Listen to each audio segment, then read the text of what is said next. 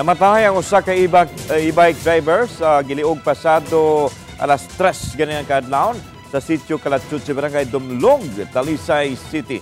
Ang report ni Femari Dumabok. Patay diha dayon ang usa ka e-bike driver human nakaangkod og dakong samad dinunggaban siyang liog. Ang responsable sa pagpanunggab gingong usa ka e-bike driver usab. Bato di Police Lieutenant Colonel Epriam Paguyod, hepe sa kapulisan sa Talisay City, nga nag-edad og 32 anyos ang biktima ug kasamtangang nagpuyo sa Barangay Biasong. Gingong hubog ang biktima samtang gamaniho siyang e-bike sa kayang iyang kapuyo ganihang kadlawon. Nagkalalis ang duha hangtod nga naabot sa lugar di nahitabo ang krimen. Mikanaog ang biktima ug ang kapuyo sa e-bike apan gingong padayon gihapong nagsinggit-singgit. Sa investigasyon sa kapulisan, gingong adunay duha ka lalaki nga naglakaw nga miagi tungod sa biktima. Ang usa mo ikalit nga nanunggab ngadto sa biktima. Nag-away daw silang mag-live-in habang nakasakay ng trike. So habang nag-away, nag-stop sila, nagmaoy itong biktima, nagmaoy. And according sa statement ng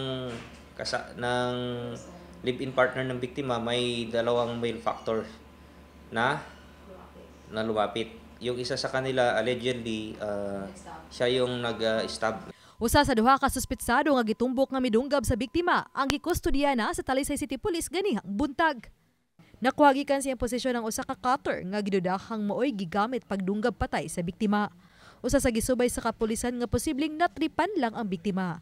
Apan gisubay usab kun adunay daan nga bikil ang biktima ug suspetsado. Based doon sa nakita nating initial statement ng witness, so at saka yung wound na nakita natin, makakuha natin yung intent to kill. There is an intent to kill talaga.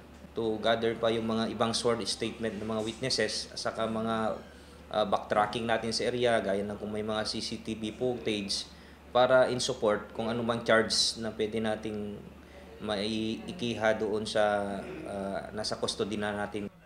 Nasuta sa kapulisan nga ang suspect adunay kasong theft o gingong tiggamitan sa ginadiling drogas. Oban ni Cleofer Lumayag ug Rod Prado, Femari Dumabok. Balitang Bisdak.